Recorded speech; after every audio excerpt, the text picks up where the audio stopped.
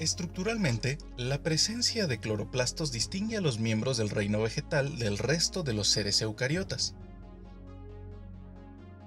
Es en estos orgánulos, de número variable en cada célula, que tiene lugar la fotosíntesis, sintetizándose las moléculas orgánicas a partir de las inorgánicas, atributo que le confiere al reino la capacidad de producir sus propios alimentos, denominándose seres autótrofos. Son importantes por su aporte alimentario, medicinal, así como fibras para la confección de prendas de vestir o en la construcción. Algunas plantas representan riesgo para la salud humana y animal en general, debido a su gran diversidad de constituyentes químicos que presentan algunos, de los cuales resultan altamente tóxicos.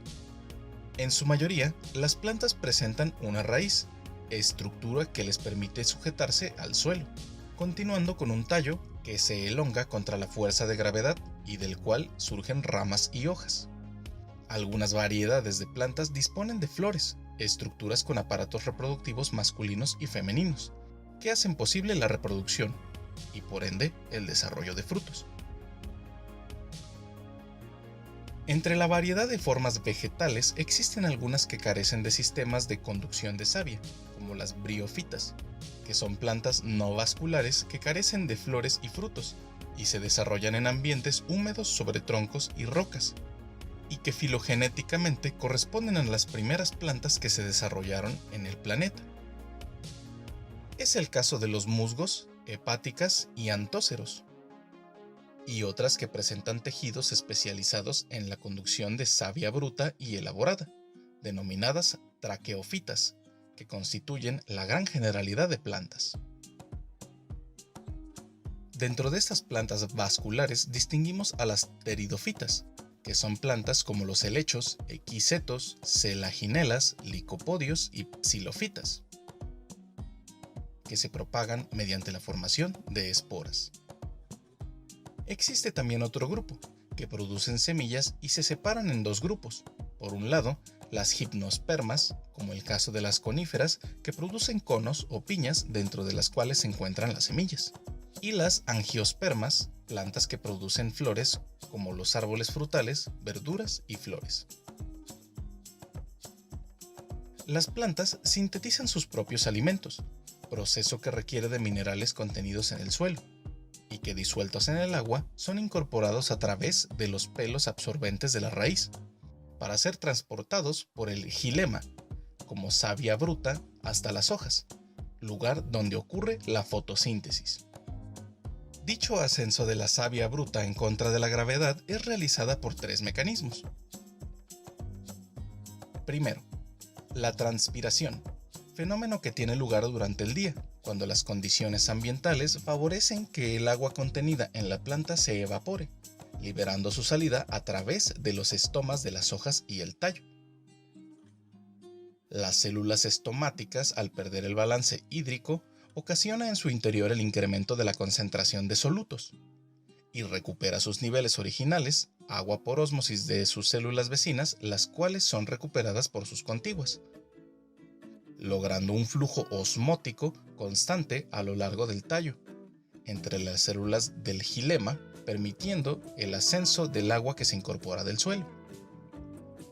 Otro mecanismo que hace posible el ascenso de la savia bruta hasta las hojas es la capilaridad,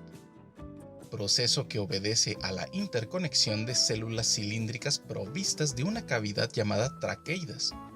formando una serie de conductos o capilares por donde el agua, debido a su fuerza de cohesión y adhesión, se adhiere a las paredes de los capilares, logrando su ascenso. Durante la noche, o bien en días nublados, al disminuir la evapotranspiración, ocurre otro mecanismo que satisface el transporte de agua al interior de la planta. Es el tercer caso de la presión radicular, que ocurre cuando la concentración de solutos al interior de las células del xilema son superiores a las del suelo, ocasionando el flujo osmótico del agua provocando el ascenso de la savia. Los humanos y los animales tienen diversas formas de comunicación, algo que podríamos considerar normal. Pero por increíble que parezca, las plantas también poseen dicha capacidad comunicativa, solo que ellas utilizando un vocabulario de tipo químico. Las sustancias denominadas compuestos orgánicos volátiles son producidas y liberadas por flores, frutos, hojas y raíces. Estos hacen posible la comunicación intra e interespecífica entre plantas, incluso con otros grupos taxonómicos como los insectos. Es el caso de las moléculas, mejor conocidas como aromas, que emitidas por las flores les permite atraer agentes polinizadores. Incluso relaciones más complejas como las que produce el ataque de afidios a las plantas, al liberar sustancias atractivas de depredadores de estos pulgones, como las catarinas o de parásitos capaces de atacarlos. Desde la década de 1980 se evidenció que árboles de álamo y arce, recién podados, experimentaban próximos al área de corte incrementos inusuales en la concentración de fenoles, correspondiendo dichos fenoles a metabolitos secundarios de efecto bactericida y fungicida, mismos que no se detectaban en plantas sanas, observándose un patrón similar en la producción de dichos metabolitos en plantas sanas próximas al área de poda, lo que permitió considerar por primera vez que la liberación al aire de ciertas sustancias constituía un mecanismo de comunicación entre dichas plantas.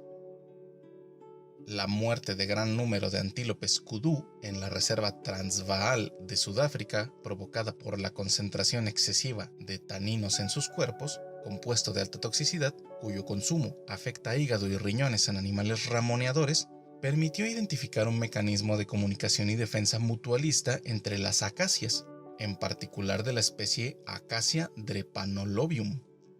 cuyas hojas son consumidas como alimento por los antílopes.